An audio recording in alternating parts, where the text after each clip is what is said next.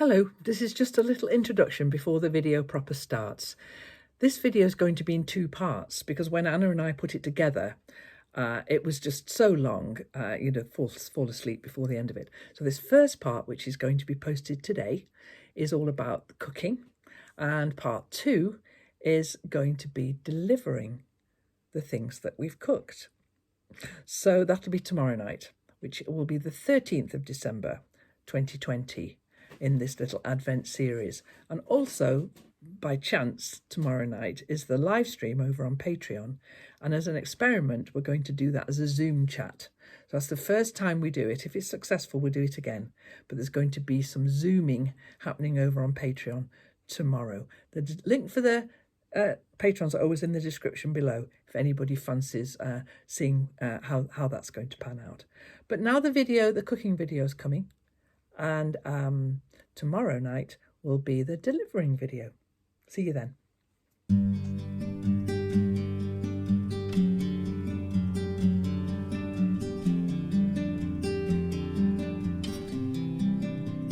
Hello YouTube friends, welcome to my kitchen. Today I'm going to do some baking, and I promise I am not stalking Arne and Carlos, because Carlos made that fantastic star. I thought, go on, I'll have a go at making that. Then the following week, Arne made gingerbread mousse and horses. He made a fantastic job of it, even though that's not his, it's not his skill. But anyway, I had this baking video.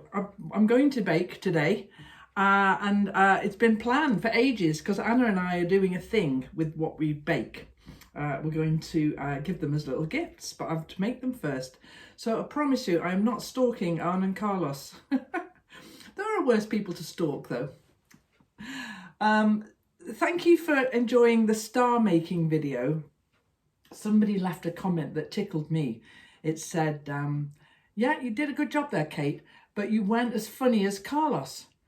Now, what I'll say in my defence straight away is, there's only one of me. So I can't stand here and make a joke and then stand over here and be funny back at it, can I? So you'll have to do your own humour.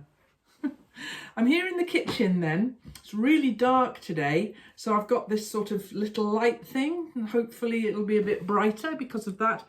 And what I'm making today, Anna and I are going to go and deliver some of these as little gifts to the people who've helped us this year, and I'm making Florentines. Now, Florentines, never made them before, or rather I have no memory of having made them. I mean, it would have been easy for me to make shortbread stars or mince pies or something that I really know how to make and I've made hundreds of times. But Florentines are a little bit out there, a little bit different. So that's what I'm making today. And I went to the shops and I bought all the bits and pieces I need, and then got back confidently expecting that I had walnuts, and I haven't. So I've no walnuts. So instead, I'm going to just increase a little bit the amount of cranberries and the amount of almonds that I put in. Just bump those up a little bit, and I'm sure that'll be fine. So yeah, I'm going to make Florentines now. I'm going to have a go anyway. They're quite tricky. Well, let's see. I was going to describe to you what they are. Let me make them, and then it will become apparent what they are as we get further down the line. And I've dug out of the kitchen drawer there these lovely little bags. I know they're plastic, but I have them. And once they're gone, I won't buy any more. I'll think of other ways of packing up my gifts. But I've got these, and so I shall be putting a few of these Florentines into these packs, and then we'll go and give them to friends. So first thing I need to do then is put on the oven. Yeah. Now that's going to be one of the electric noises that is going on today. I'm also washing out in the porch there. And just a heads up as well, I'm expecting a phone call, so I might have to stop because the people I do my shipping with, the Royal Mail, they want to have a chat with me. Seems I've got something wrong. Not that it'll affect you guys. It'll be fine.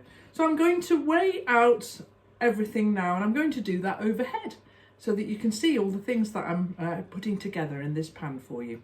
So let's do that now. So the recipe I'm using is a Mary Berry recipe, good old Mary Berry, and I've doubled the quantities because at least I need at least twice the amount that she tells me I need. So let's just follow the recipe exactly. I preheat the oven, yes, doing that, Mary, all good. I'll leave a link obviously to this recipe in the description box below the video. Okay, measure the butter, sugar and syrup. Right, butter. She says I'm going to do 100 grams of butter because I'm doubling the recipe, and it may be that I need to do more than that even, because we've got quite a few stops to make on our little delivery. So 100 grams of butter, let's see what that looks like. So I'm doing it in grams. 135, oh, I'm going to need more than that. Well, I'll do, I'm going to do through 4 times the amount. Yeah, 200 grams of butter. Yeah, it's definitely not enough. There you go. That's better. 200 grams. So I'm doing 4 times the quantities now. Because I want to make a load of these. And I did rather overbuy the chocolate.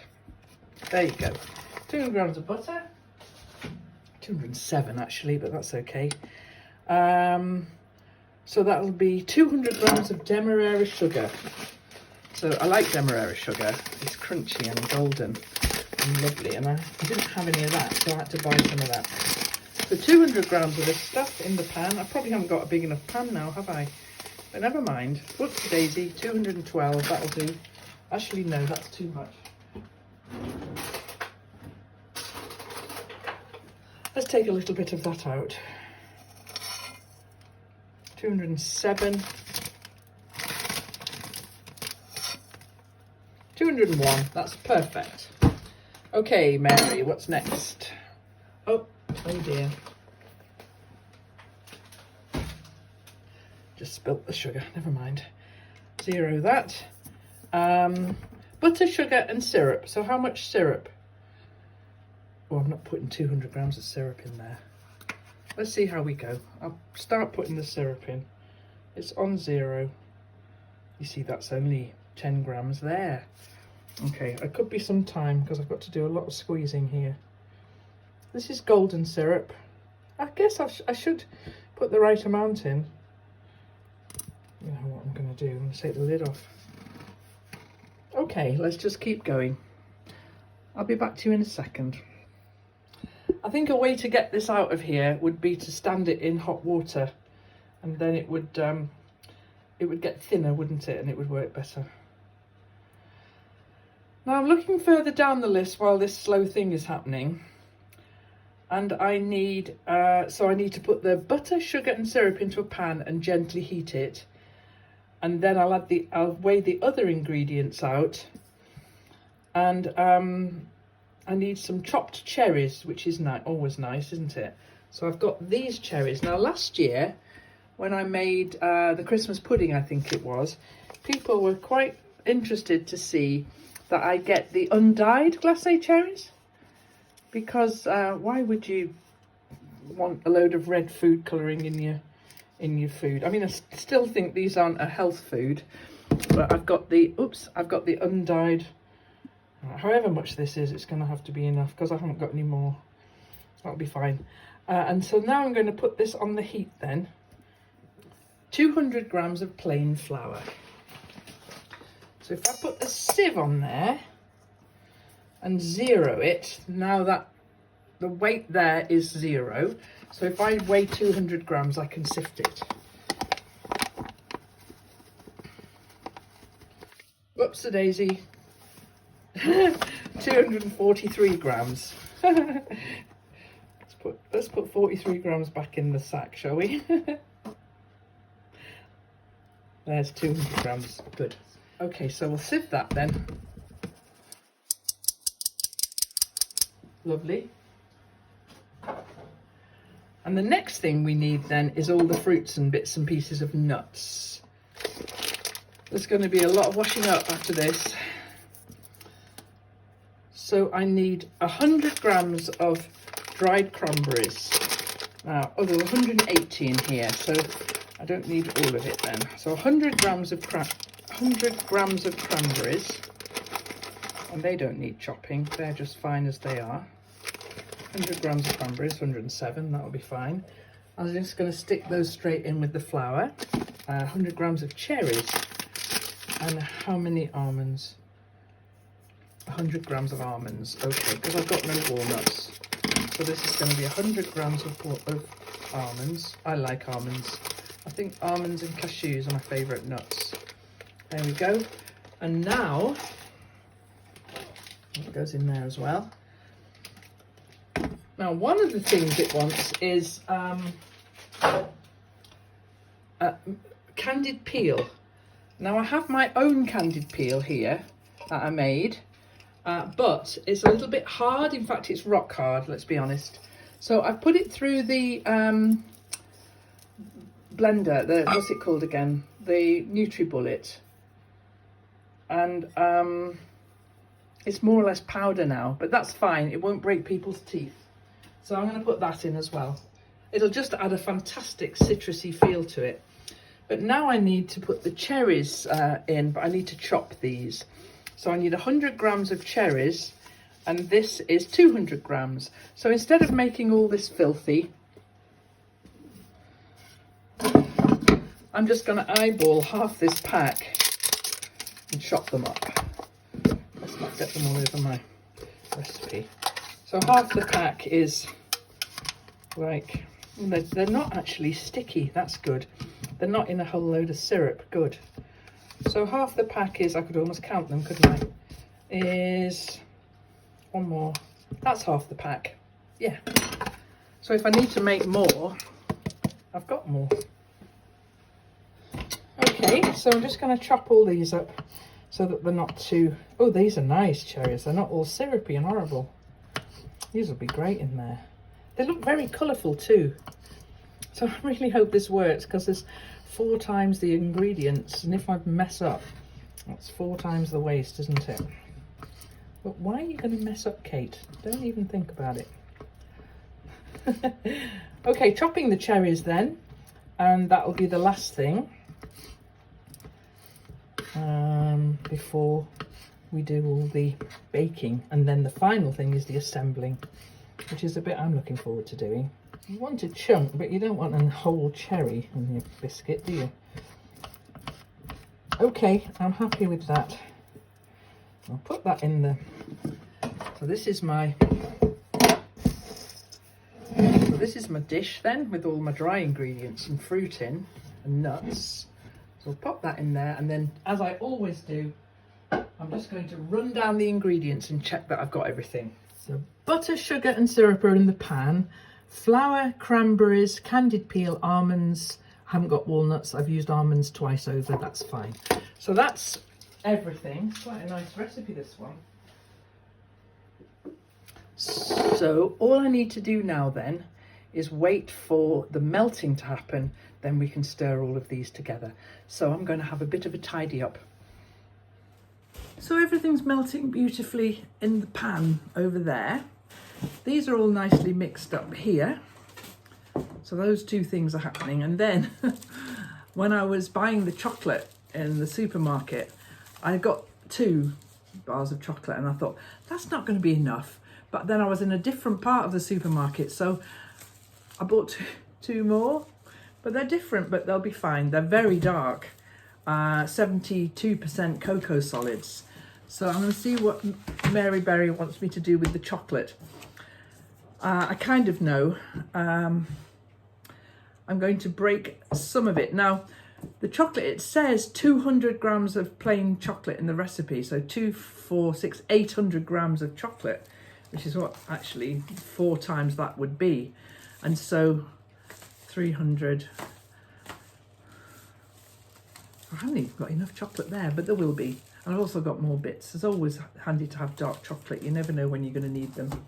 And I also bought some ground almonds, which we don't need in this recipe, but we do need in the Christmas mince pie pastry recipe. And I'm guessing I'll be making some of those at some point. So I bought some of those. I made those last year on the channel in the Advent series. I'm not making them again, so I'm making them, but I'm not going to film it again. They'll be up here. So I'm going to put some of this chocolate in here, possibly not all of it, or maybe all of it, I don't know. So whenever I watch Jamie Oliver do anything with chocolate, I'm going to tell you now, if you're listening with headphones in or you've got your sound up loud, this is going to be loud. Are you ready? Because that's the easiest way to break chocolate up. And then in it goes. It's all completely broken up. One, I'll do two. Here we go again. I can always do more if we need it. But I don't want a bowl full of melted chocolate, do I? Not really.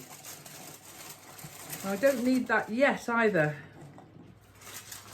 But I might just put it on the lowest simmer so that it can just be starting to, yeah, I'm going to do that now. So I'll get a pan and do that next. So this syrupy, buttery, sugary mixture is melted now. And this fruity, flowery mixture is mixed together now, wet and dry. We're going to put one with the other. Can you see from where you are? This is where I need a camera person.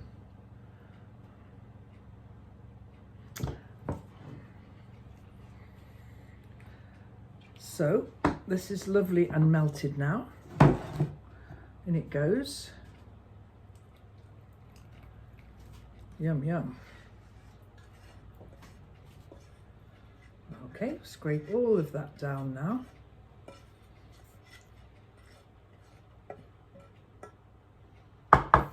And then I'm going to mix this wet and dry together. Now, I think it's supposed to be quite sloppy. It feels a bit sloppy to me, but I think from what's got to happen next, I think that's okay.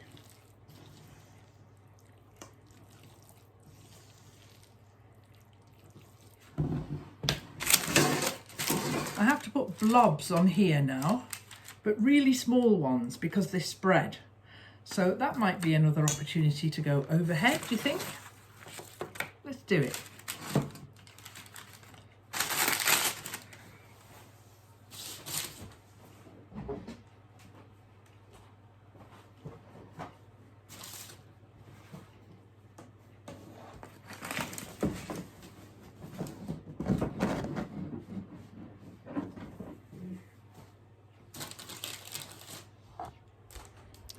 That's what it looks like when I go overhead, like that.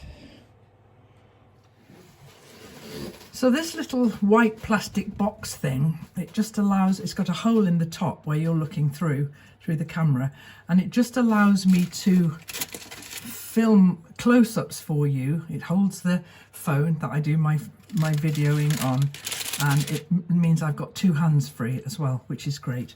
Now, I'm going to take really small blobs of this stuff. You might think that they're too small, but we're going to be giving these away to a lot of people, I hope, if they work out okay. So my blobs need to be, and they also spread, and it may be that we need to be in the oven 3 or 4 times with these trays, because I'm guessing I can't get too many on a tray because of the spreading. We'll know after the first ones come out, won't we? But that's the kind of size I'm looking at making. And as always happens, it always gets bigger as you go along. So I'm going to try and be really mindful about that not happening. It's just a little morsel that you can pop in your mouth, and it means you need 3 of them instead of 1.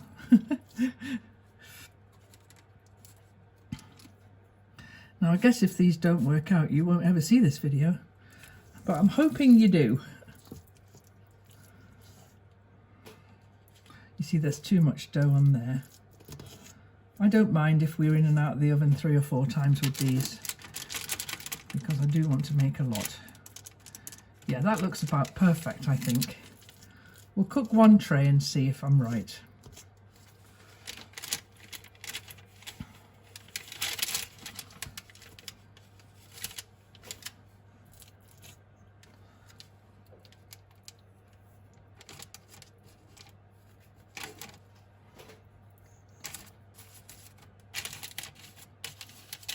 I'm not sure how much they'll spread. But I'm going to cook just these 12. Am I going to get another 3 on there? Probably. Okay, let's do this. So do they look about even to you? Let's try.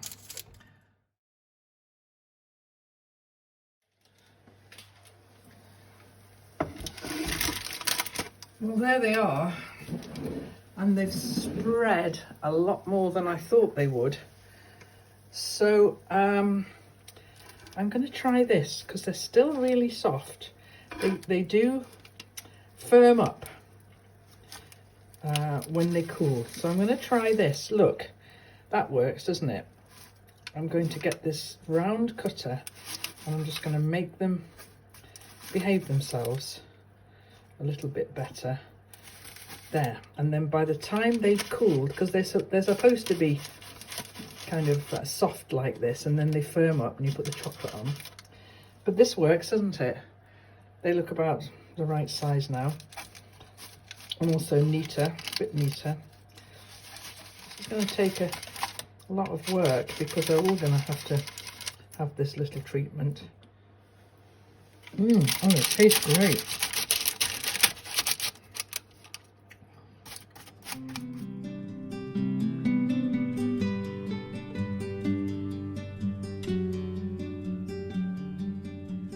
So they're all out of the oven now, and I'm very pleased with how they came out. I discovered a better way of reforming them so that I've got biscuits that look like this now. They're all cooling on the rack here.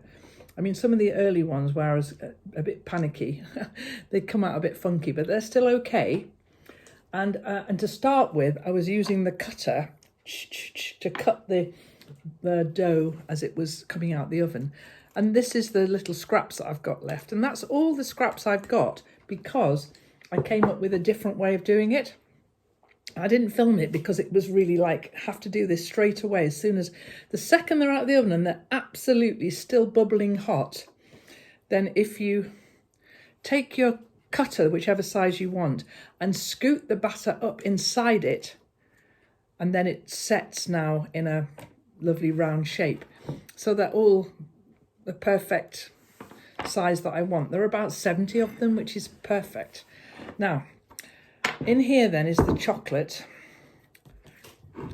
And if we channel our inner Hercules candies, we know how to temper chocolate.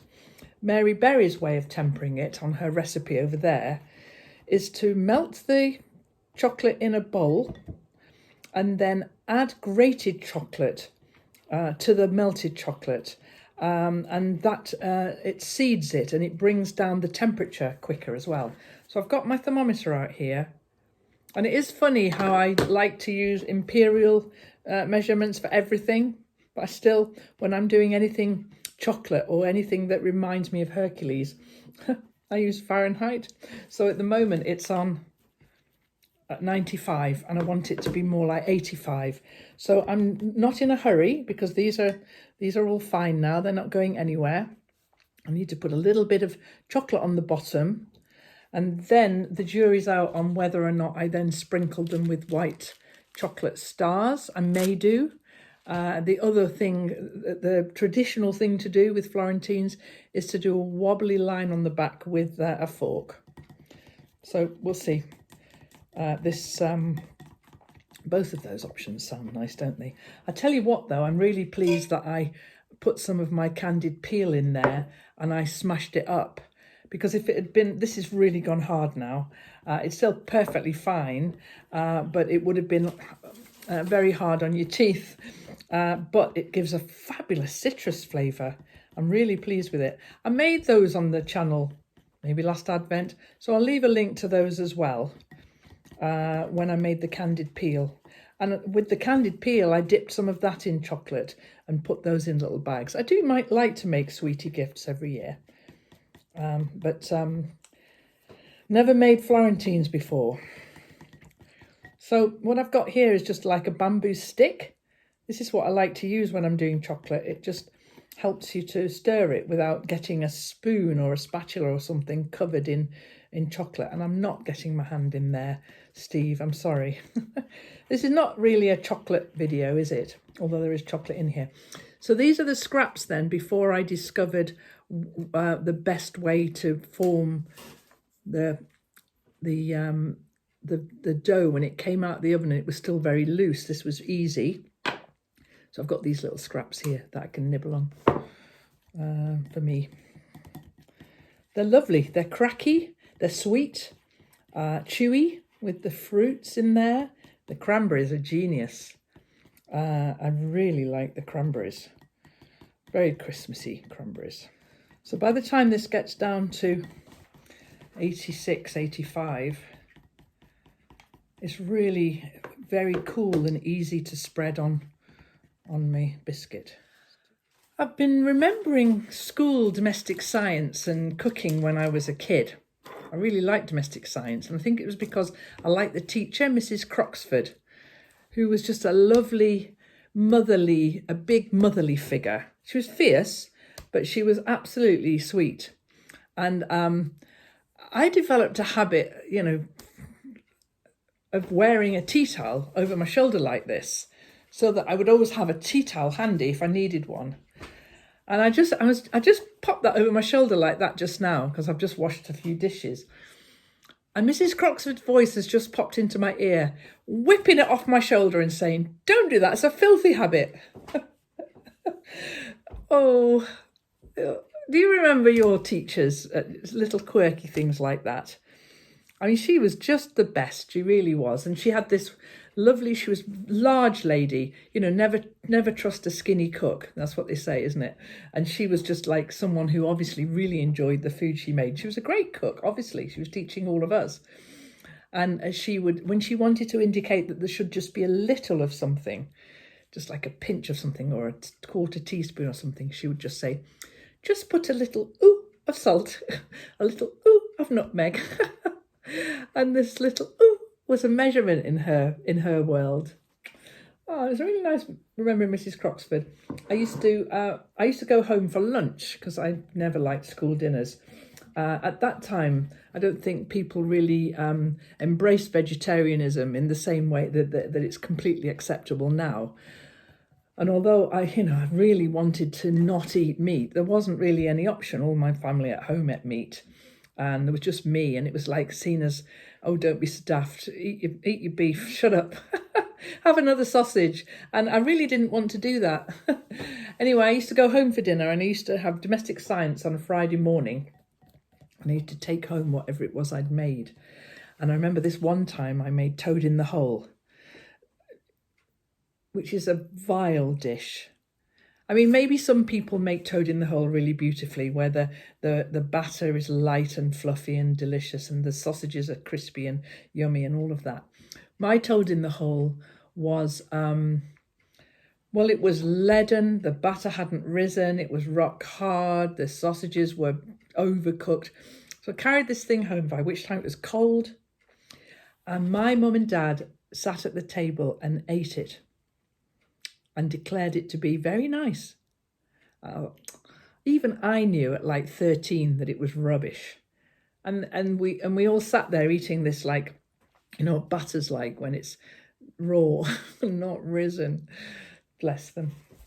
They were trying to encourage me, but really probably a better encouragement would have been, "This is terrible. Let's make it again." Because really, it's not the kind of, I don't know, what were we doing? And then another thing she got me making once, Mrs. Croxford, was beef Wellington, which was also disgusting. But I was all right at puddings. 84.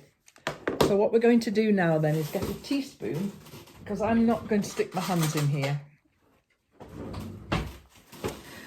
And I'm going to sort of bring you in so that you can see what I'm doing a little bit.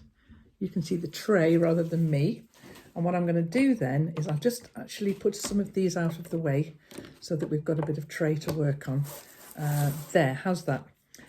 This is the right temperature, I think. Now I've got a paper underneath, so no. Oh, that one's got a hole in. Let's start with a good one. Oh, that one's got a hole in as well, but it won't matter.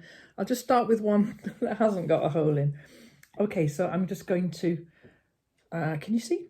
I'm just going to put some chocolate on the bottom. Enough chocolate so that you know you've got plenty of chocolate. Okay. That's what I'm going to be doing for the rest of the morning.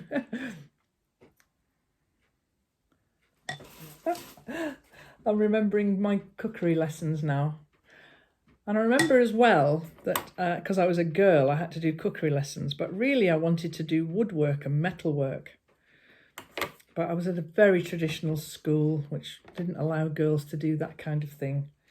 I think I would have really quite enjoyed doing woodwork. And all of that, and physics and those kind of boy subjects. I wasn't allowed to do physics.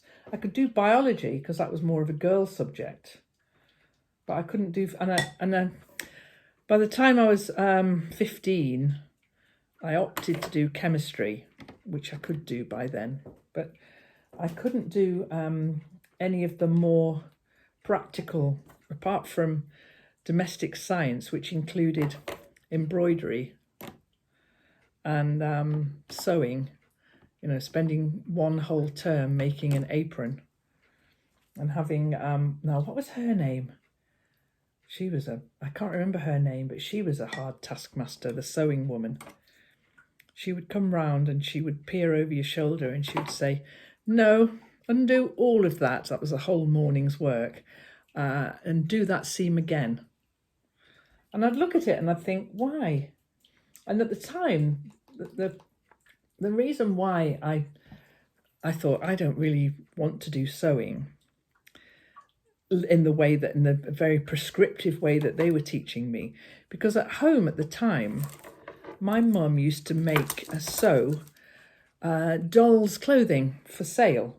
She had a little business and she used to stock 2 shops in 2 local towns near to where we lived in Lancashire, and she would sew acres and acres and acres of fabric into dolls' clothing. I remember, I just thought it was normal. You do that, don't you? When you're little and your parents are doing something, you just think, well, this is obviously what everyone else's parents are doing. There's nothing abnormal about this. You know, I'd be making a hen shed with my dad, handing him the nails and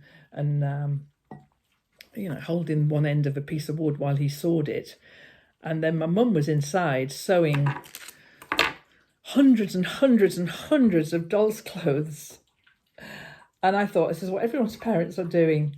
We lived in Lancashire, and one particular place we lived, because I moved around a lot with my dad. My dad was in the fire service and moved around a lot. But I remember one particular place we lived was very near to the Lancashire cotton mills. And where they made printed cotton for sale in wholesale, for sale in shops.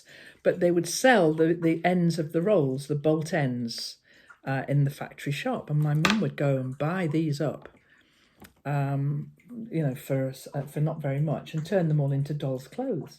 I mean, they weren't terribly imaginative dolls' clothes. They were just like little dresses and little, you know, pram covers and she used to do some special ones where she would dress dolls as brides and things like that.